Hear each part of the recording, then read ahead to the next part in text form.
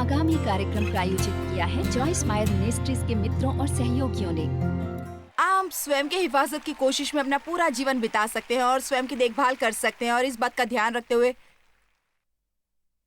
कि आप स्वयं के लिए आपूर्ति जुटाएं, या आप अपना जीवन परमेश्वर के आगे खोल दें और कहें, मैं उस तरह का जीवन पाना चाहती हूँ जो केवल आप दे सकते हैं, अलौकिक जीवन।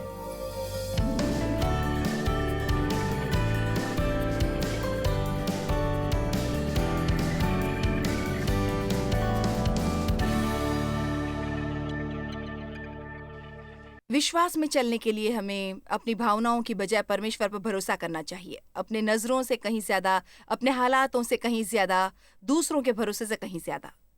विश्वास में चलने के लिए बहुत साहस की जरूरत है, क्योंकि हम एक अदृश्य परमेश्वर की सेवा करते हैं।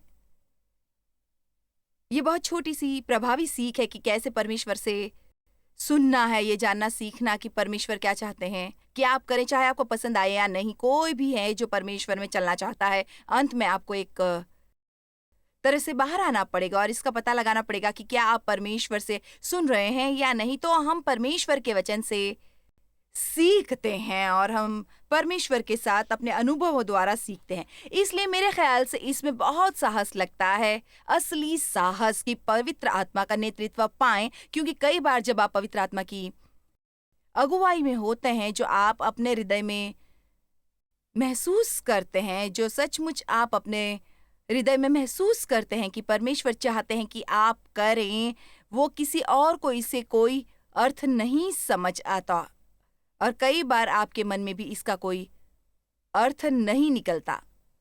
आप चुनाव करते हैं, वो करते हैं जो आप चाहते हैं।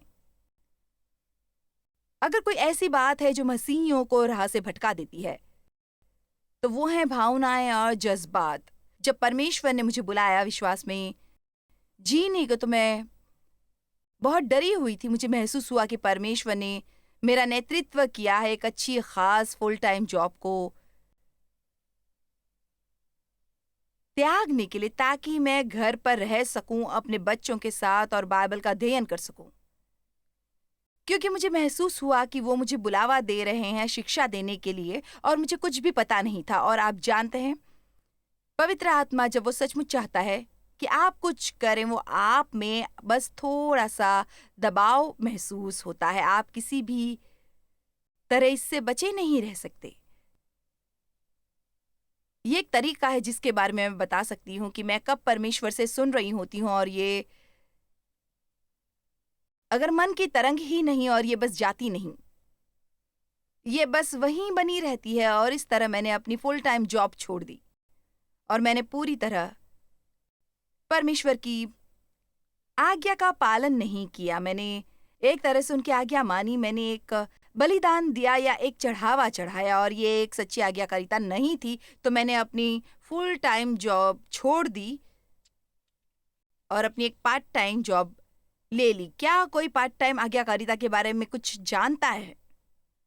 खैर, प्रभु मैं असल में सचमुच वो सब नहीं करना चाहता, पूरा का पूरा जो आपने कहा था, पर मैं ये करना चाहूंगी। ये कैसे होगा? और आप जानते हैं, ये परमेश्वर के साथ बिल्कुल काम नहीं करता, और इस तरह मुझे मेरी पार्ट टाइम जॉब से निकाल दिया गया। पर मैं उस तरह की व्यक्ति नहीं थी जिसकी नौकरी चली जाती। ये एक लंबी कहानी है, मैं इस सब पर नहीं जाऊंगी, पर अंत में मुझे निकाल दिया गया। लंबी कहानी का यही निचोड़ है, परमेश्वर ने अपना मुद्दा दिखा दिया। मुझे घर रहने और अध्ययन की जरूरत थी। मैं बाइबल कॉलेज नहीं जा सकती थी, मेरे 3 बच्चे थे, मुझे पवित्र आत्मा के स्कूल में जाना था, और मैंने बहुत से जीवन के सबक सीखे थे। क्योंकि असल में जो मैंने किया वो ये था, मैं वचन का अध्ययन करती, खैर मैं उसे अपने जीवन पर लागू करने की कोशिश करती थी। ईमानदारी से कहूँ तो 6 साल तक हम बस बहुत तंगी में थे। ईमानदारी से कहूँ तो हर महीने अपने बिल अदा करने में हमेशा हम $40 कम पाते थे, पर चमत्कारी ढंग से परमेश्वर किसी चमत्कारी तरीके से वो बिल अदा कर देते और हम बात को निपटा पाते। और तब मैंने ये नहीं समझा कि परमेश्वर क्या कर रहे थे। हम आगे का जीवन जीते हैं, पर हम इसे पीछे मुड़कर ही समझते हैं। मैंने तब ये नहीं जाना कि परमेश्वर क्या कर रहे हैं, पर अब मैं देखती हूँ कि कितनी रकम हमें हर महीने चाहिए होती है इस मिनिस्ट्री के बिल अदा करने के लिए, और कैसे हम पूरी तरह बने रहते परमेश्वर के विश्राम में। और मैं एक नर्वस की, और महीने भर उस $40 के लिए मैं बहुत गड़बड़ी में पड़ जाती है, और अब यहाँ करोड़ों की जरूरत होती है, और मैं पूरी तरह संपूर्णता से परमेश्वर के विश्राम में हूँ। केवल एक तरीका है हमारे सीखने का कि उन बातों से गुजरना। इसलिए मुझे याद है, मुझे अभी भी साफ साफ ये सारी बातें अच्छी तरह से याद है। आप अपना समय बिता सकते हैं अपनी हिफाजत करने की कोशिश में, स्वयं की देखभाल में, इस बात का ख्याल रखने में कि आपसे किसी को चोट ना पहुंचे, या आप अपना जीवन परमेश्वर के सामने खोल सकते हैं और कहें, मैं आपकी तरह जीना चाहता हूँ, अलौकिक जीवन जीना चाहता हूँ, जहां आश्चर्यजनक बातें होती हैं जिन्हें कोई समझ नहीं सकता सिवाय ये कहने के कि इसे परमेश्वर ही कर सकते हैं मेरे जीवन में। आप सचमुच ये समझ लें कि हम कितने भयभीत, सामान्य और आम इंसान है, डेव और मैं। मेरा मतलब है, जब मैं सोचती हूँ कि मैंने कहाँ से शुरुआत की और मैं देखती हूँ कि परमेश्वर अब क्या कर रहे हैं, तो मैं कहती हूँ कि ये पूरी तरह विश्वास में चलने का फल था, और बहुत से इससे बाहर निकलते हैं और वो अच्छा था। मैं एक और कदम उठाऊंगी, उफ तो वो काम नहीं करेगा, मैं पीछे हट जाऊंगी। ये लाभ और हानि का जीवन रहा है, और कठिन और अच्छे समयों का, और कुछ बहुत ही कठिन सबक सीखने का, पर ये शानदार रहा है जो जीवन परमेश्वर ने आपके लिए रखा है। उसे किसी से ना बदले, क्योंकि आप अपने पूरे जीवन भर स्वयं की देखभाल करने की कोशिश करना चाहते हैं। आप विश्वास में चलने से डरते हैं। हमें विश्वास में चलने की जरूरत है। केवल विश्वास ही परमेश्वर को प्रसन्न करता है। बिना विश्वास के परमेश्वर को प्रसन्न करना असंभव है। कुछ शिष्यों ने एक प्रश्न पूछा था जो दर्ज है यूहन्ना की पुस्तक अध्याय 6 में, हमें परमेश्वर को प्रसन्न करने के लिए क्या करना चाहिए? मेरे ख्याल से हम में से बहुतों को ये सवाल पूछना होगा, आप क्या चाहते हैं कि मैं करूं? क्या आप चाहते हैं कि मैं ये करूं? पर मसीही चलन करने के बारे में नहीं है, ये है कर लेने के बारे में। ये उसके बारे में जो मसीह ने हमारे बारे में किया है, और हम उस पर विश्वास करते हैं। विश्वास द्वारा, बजाय इसके कि हम क्या कर सकते हैं कि परमेश्वर हमारे लिए कुछ करें। मुझे 1 साल लगा इसे समझने में भी, तो आप एक तरह से कहते हैं कि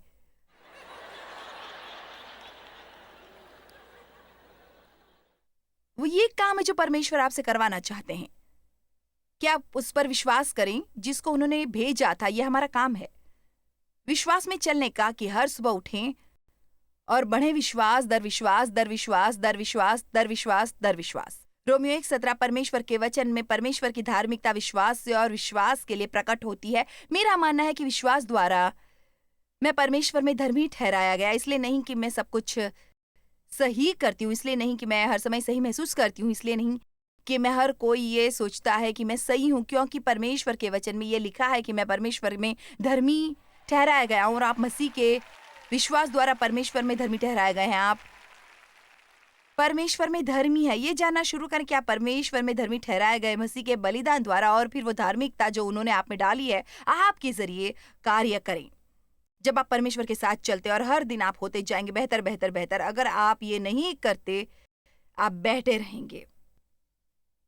चलिए भी स्वयं को आलिंगन करें। कहे, मैं स्वयं को पसंद करता हूं। आप सबने ऐसा नहीं किया। कुछ उन जिद्दी लोगों के लिए,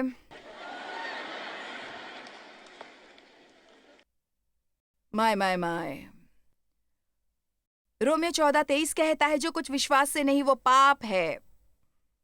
माय गुडनेस, ये तो बड़ा कड़ा है। मैं अभी भी सोच रही हूं कि इस 40 साल के बाद कोई भी बात जो हम करते हैं बिना इस यकीन के कि ये सही करने के लिए है, बाइबल में लिखा है कि ये पाप है। विश्वास में चलना, आप जानते हैं, अस्थेर का मौका मिला था एक जाति को बचाने का। उसकी दूसरी योजनाएं थी। मुझे यकीन है जब परमेश्वर आया और उसकी इस छोटी सी जिंदगी में दखल दिया, सुनिए, उसे वो करने को कहा गया था जो किसी ने कभी नहीं किया था। मैं पहल करना पसंद करती हूँ। मैं वो चीजें करना पसंद करती हूँ जो पहले कभी किसी ने नहीं की। आमीन। हमारी मिनिस्ट्री यूएस में हर स्टेट प्रिजन में गई है और अब हमने 30 लाख किताबें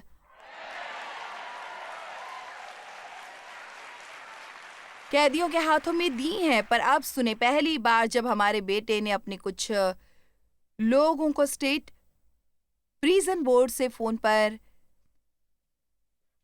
बात करने को कहा। शायद हमने सबसे पहले मिजोरी में किया क्योंकि हम वहां से आए हैं। क्या हमें अनुमति मिल सकती है देश के सभी जेलों में जाने की और कैदियों को एक मसीह किताब देने की? खैर, ऐसा कभी किसी ने नहीं किया। जानते हैं कितनी बार इस बात से आप पीछे हट जाते हैं। खैर, ऐसा कभी किसी ने नहीं किया। और उन्होंने कहा, इसके अलावा आप उन्हें कोई आध्यात्मिक चीज नहीं दे सकते। यदि आप इन्हें कुछ प्रैक्टिकल चीज ना दें तो हमने उस किताब को पैक किया साबुन की एक टिक्की और शैम्पू की एक बोतल के साथ। और हमारी वो छोटी सी शानदार प्रिजन टीम जो इतनी मेहनत करती है, मुझे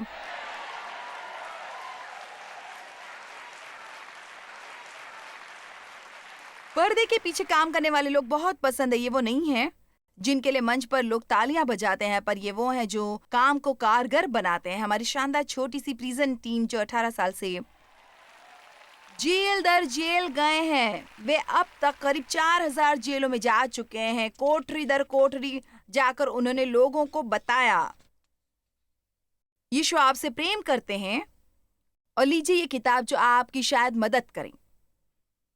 मैं हमेशा कहती हूँ अपनी किताबें जेलों में ले जाएं। आपको एक कैप्टिव ऑडियंस मिलता है और हमें मिली है। आमीन।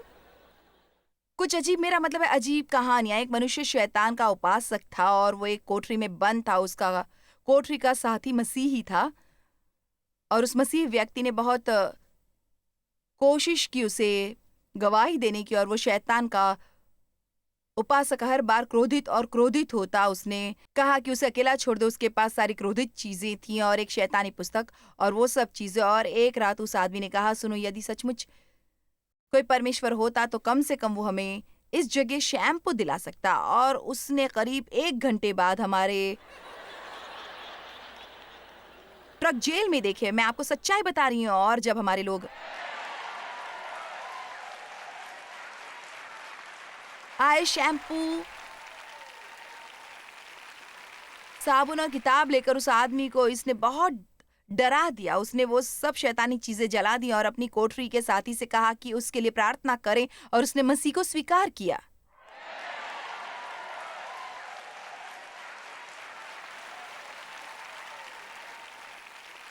अब आप ये समझो कि ये बहुत एक्साइटिंग है, पर ये शुरू हुआ।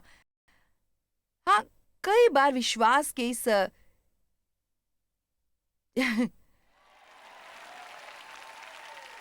चलन में कई बार मैं गिरी भी हूं। फिर मुझे वापस जाना पड़ता है कि मैं बैठूं और फिर मुझे खड़ा होना पड़ता है और फिर मैं चलने लगती हूँ। कभी भी हार ना मानी, चलते रहिए और चलते रहिए और परमेश्वर के साथ मजबूती से चलते रहिए। बाइबल में भी ये लिखा है कि हमें प्रेम में चलना है। असल में ये बहुत दिलचस्प है क्योंकि विश्वास और प्रेम वो है जो प्रेरित ने कहा, जो वो लोगों को सिखा रहे थे। उसका ये संपूर्ण उपदेश था कि विश्वास और प्रेम में चलो। विश्वास ऊर्जा पाता है प्रेम द्वारा। गलतियों 5:6 में लिखा है, कैसे मैं उस परमेश्वर पर विश्वास कर सकता हूं जिसके बारे में मुझे पता नहीं कि वो मुझसे प्रेम करता है। तो हमें ये जानना चाहिए कि परमेश्वर हमसे कितना प्रेम करते हैं और वो हमसे इतना प्रेम करते हैं कि चाहे हम कोई भी गलती करें तो ये कोई बड़ी बात नहीं होती। ईमानदारी से कहूँ, हम इसे बड़ी बात बना देते हैं। उससे शायद परमेश्वर के लिए ना हो। वो पहले से ही जानते थे हमारी शुरुआत से ही कि क्या होने वाला है। परमेश्वर के लिए कोई हैरानी की बात नहीं करते, वो सब जानते हैं। आमीन। जो ऐसे यदि मुझे पता होता कि तुम प्रचार के बीच में जोक सुनाने वाली हो तो शायद मैं तुम्हें बुलावा नहीं देता यहाँ आने के लिए। सारांश है कि हम आजाद रह सकते हैं क्योंकि परमेश्वर हमसे प्रेम करते हैं और हम परमेश्वर के लिए हैरानी नहीं। और फिर हम सचमुच परमेश्वर से प्रेम करते हैं और हम उन्हें स्वयं से प्रेम करने देते हैं, पर हम सचमुच परमेश्वर से प्रेम करते हैं, फिर उसका स्वाभाविक आउटफ्लो ये होगा कि हम लोगों से प्रेम करें। हम प्रेम में चलें, हम विश्वास में चलें, हम ध्यान से देखते हैं कि हम कैसे चलते हैं। हम उस तरह से चलें जैसे मसीह चले, हम उस तरह नहीं चलेंगे जैसे अधर्मी चलते हैं। अब हम ये सब क्यों करते हैं? खैर, नंबर 1 कारण यह है कि हम जो कुछ भी करें वो परमेश्वर के लिए करें। आप जो कुछ भी करते हैं वो परमेश्वर के लिए करें, उसकी महिमा के लिए, उसके आदर के लिए, क्योंकि आप उनसे प्रेम करते हैं। जरूरी नहीं कि आप उनसे कुछ लेना ही चाहते हैं, और साथ ही साथ उस पर विश्वास करते हुए जो बाइबल में लिखा है कि जो तुम बोओगे वही तुम काटोगे। तो शुरुआती मसीहों में बहुत ही कठिन कठिन चुनाव किए, क्योंकि उन्हें उम्मीद थी अनंत काल की, और उन्हें उम्मीद थी एक बेहतर निवास की और एक बेहतर मकान की। क्या मैं आपको कुछ बता सकती हूँ? मैं बहुत एक्साइटेड हो रही हूँ क्योंकि अब 71 वर्ष की हो गई हूँ और अब मैं घर की ओर जा रही हूँ। अब मेरी योजना जो है अच्छे खासे लंबे समय तक रहने की, पर आप जानते हैं, आमीन, मेरी ज्यादातर जिंदगी बीत चुकी है और मैं इंतजार कर रही हूँ मसीह से मिलने की, आमने सामने। मेरा मतलब, हमने बात की है मेरी हवेली के बारे में और वो जानते हैं कि मुझे क्या चाहिए। मैं चाहती हूँ कि वो सजी हो, चमकती हो,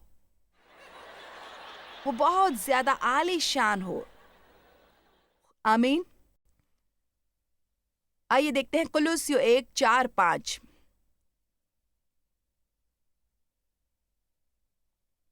मुझे पूरी तरह परमेश्वर के वचन से प्रेम है। माय माय माय भाई, ये शास्त्र वचन इतने अच्छे हैं क्योंकि हमने सुना है कि मसीह यीशु पर तुम्हारा विश्वास है। अपना पूरा इंसानी व्यक्ति आपने उस पर डाल दिया है, पूरे विश्वास और यकीन के साथ। उसके सामर्थ्य, भलाई और बुद्धि सहित और सब पवित्र लोगों से प्रेम रखते हो। तो पौलुस ने कहा, सुनो, हमने तुम्हारे विश्वास के बारे में सुना है और हमने तुम्हारे प्रेम के बारे में सुना है। जानते, यदि कोई मेरे बारे में बात करता है, मैं नहीं चाहती हूं कि बस वो ये कहे वो बहुत जानी मानी टीवी प्रीचर है। मैं चाहती हूँ कि वो कहे, पता है, जो इस विश्वास की महिला है और वो लोगों से प्रेम करती है, ये लोग जाने माने अपने विश्वास और अपने प्रेम के कारण। वचन 5, क्योंकि वो क्यों विश्वास और प्रेम में चले, उस आशा की हुई वस्तु के कारण उसका अनुभव करना कि वो क्या है जो तुम्हारे लिए स्वर्ग में रखी हुई है।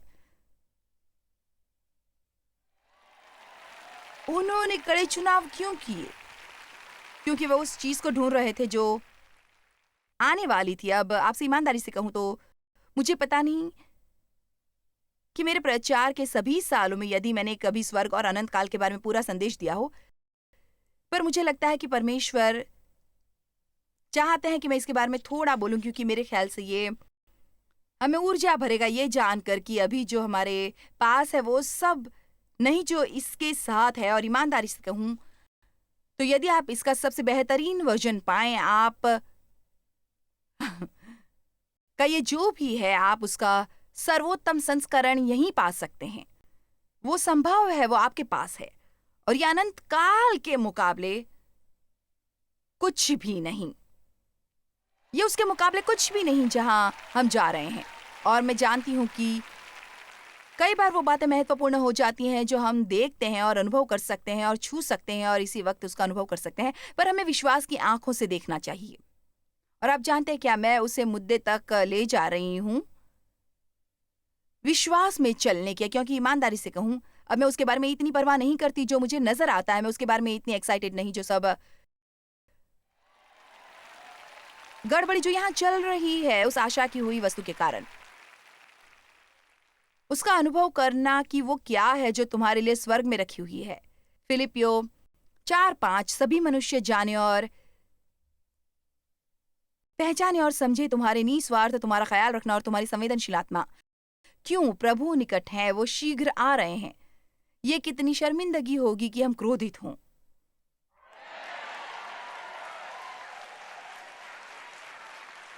उस दिन जब यीशु वापस आए, जब डेव और मेरी शादी के शुरू शुरू में और मेरा गुस्सा इतना खराब था,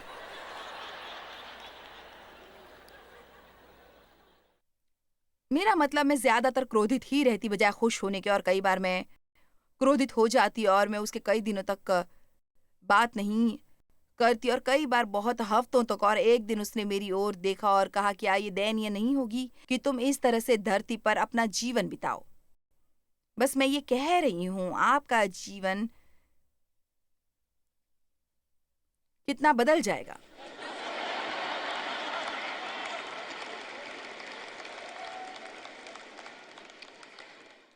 जब आप सोचे कि यीशु कल आ रहे हैं, मेरा मतलब इस तरह से सोचे, चलो उस तरह से जीना शुरू करें। वो क्या है जो मेरे लिए इतना महत्वपूर्ण है? वो शायद बिल्कुल ही महत्वपूर्ण ना हो यदि यीशु कल सुबह आ रहे होते, पर नहीं। उन्होंने कहा, मैं एक चोर की तरह आऊंगा जो रात को आता है, पर मैं चाहता हूं कि तुम इस तरह से जियो कि मैं किसी भी क्षण आ रहा हूं। यही एक कारण है कि वो हमें क्यों नहीं बताते कि वो कब वापस आ रहे हैं। वो चाहते हैं कि हम प्रतिदिन का जीवन ऐसे जिए कि ये किसी भी पल हो। आमीन। मैं आपसे पूछना चाहती हूँ कि आप में से कितने ये सोचते हैं कि हम इस तरह की बात के बारे में थोड़ा और सुनने की जरूरत महसूस करें। लोगों का एक भाग है यहाँ जिन्होंने सुविधापूर्वक फैसला किया है कि वो नर्क में विश्वास नहीं करते, चाहे यीशु ने नर्क के बारे में कितना भी कहा हो, उससे कहीं ज्यादा जो उन्होंने नर्क के बारे में कहा है। और वो कहते हैं, पता है, एक प्रेम करने वाला परमेश्वर, परमेश्वर भला है, वो प्रेम करने वाला परमेश्वर है, वो कभी किसी के साथ ऐसा नहीं करेंगे। परमेश्वर ये किसी के साथ नहीं कर रहे, वे ये अपने आप पर करते हैं। नहीं, परमेश्वर ये नहीं कर रहे, पर वो हमें एक चुनाव देते हैं। आप कहीं अनंत काल बिताएंगे, यदि मैं तुम्हारी जगह होती तो कोई चांस नहीं लेती। अगर आपकी गलती है तो आपको बहुत लंबा अरसा मिलेगा गलती के लिए। मैं अवश्य ये सोचती हूँ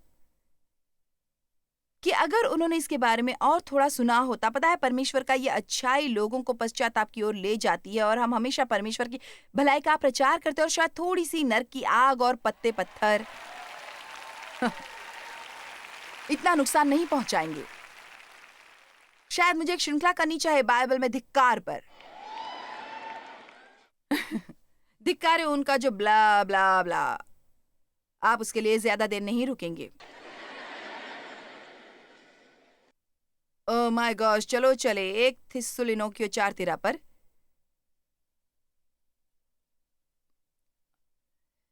यदि मुझे किसी बात के लिए अपनी आवाज देनी पड़े तो इसके लिए होगा। शायद मैं आपको बुरी लगती हूँ जितनी बुरी मैं खुद को लगती हूँ। क्या ये मेरी आवाज भयानक है या बहुत ज्यादा भयानक नहीं? हे भाइयों, हम नहीं चाहते कि तुम उसके विषय में जो सोचते हैं मृत्यु में अज्ञान रहो। ऐसा ना हो कि तुम औरों की नाई शोक करो जिन्हें आशा नहीं कब्र के बाद। इससे हमें दिलासा मिलना चाहिए जब हम अपने प्रियजनों को खोते हैं। पता है, हम स्वयं के लिए हम सचमुच शोक करते हैं यदि हमें सचमुच विश्वास करें कि वो सचमुच मसीह में मरे, फिर उन्होंने नहीं खोया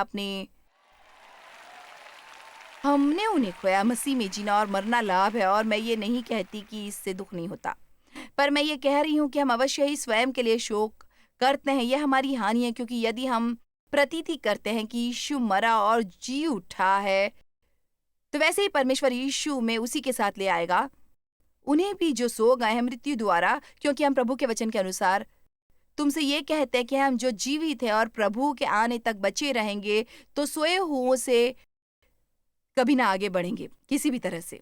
उनकी उपस्थिति में नहीं होगा या उन सब हर कोई लाभ होगा जो पहले से सो गए थे मृत्यु में, क्योंकि प्रभु आप ही स्वर्ग में उतरेगा। उस समय ललकार और प्रधान दूत का शब्द सुनाई देगा और परमेश्वर की तुरही फूंकी जाएगी, और जो मसीह में मरे हैं वो पहले जी उठेंगे। तब हम जो जीवित बचे रहेंगे पृथ्वी पर एक साथ पकड़ा जाएगा। पुनरुत्थानिक मृतक उसके साथ बादलों पर उठा लिए जाएंगे कि हवा में प्रभु से मिले, और इस रीति से हम सदा प्रभु के साथ रहेंगे अनंत काल।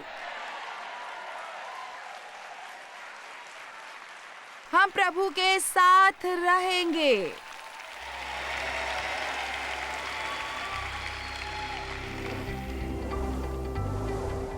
मैं वो प्रश्न दोहराना चाहूंगी जो हमने इस उपदेश के दौरान पूछा था। आपका जीवन कितना बदलेगा यदि आप जानते हो कि यीशु आज वापस आ रहे हैं? मेरे ख्याल से आप सहमत होंगे कि हम शायद अपना जीवन जिए बिल्कुल अलग ही ढंग से। मैं आपको उत्साहित करना चाहूंगी कि आप इस तरह से अपना जीवन जिए जैसे कि वो कभी भी आ सकते हैं और अपना जीवन किसी मकसद से जी रहे हैं। परमेश्वर आपको आशीष दे। आपका दिन शुभ हो। जॉयस मायर मिनिस्ट्रीज में आप हमारे लिए बहुत ही कीमती हैं, जितना कि आप जानते हैं। हम आपकी सराहना करते हैं और इस सेविकाई को दुनिया भर में संभव बनाने के लिए हम अपने दोस्तों और सहभागियों को धन्यवाद देते हैं। हम साथ मिलकर भूखों को खाना खिलाते हैं, गरीबों को कपड़े देते हैं और कई देशों में सुसमाचार बांटते हैं। अपना प्रार्थना निवेदन भेजने के लिए कृपया आज ही संपर्क कीजिए। हमारे स्रोतों के बारे में और भी जानिए। जॉयस की सभाओं की सूची देखिए हमारे साथ सहभागी बनने के लिए, क्योंकि हम दुनिया भर में मसीह के प्रेम को बांटते हैं।